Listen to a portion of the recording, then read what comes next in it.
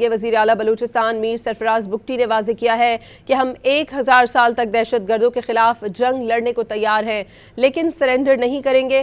ہمارے پاس 145 دہشت گردوں کی لاشیں موجود ہیں۔ پورے سال میں ہم نے 1500 سے زائد دہشت گرد مار گرائے۔ بھارت کی پراکسی وار کامیاب نہیں ہونے دیں گے۔ افغان ریاست پاکستان کے خلاف استعمال ہو رہی ہے۔ وہ کوئٹہ میں دیگر حکام کے ساتھ پریس کانفرنس کر رہے تھے۔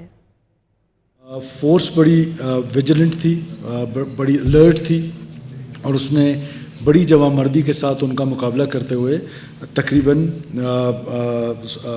145 تقریباً نہیں 100% شیور فار 145 ڈیڈ باڈیز جو ہیں وہ ہمارے پاس ہیں۔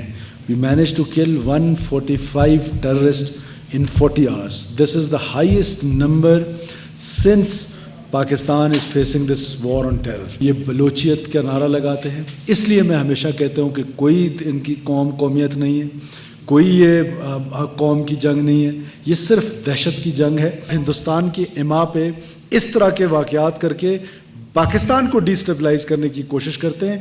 They want us to surrender. We will not.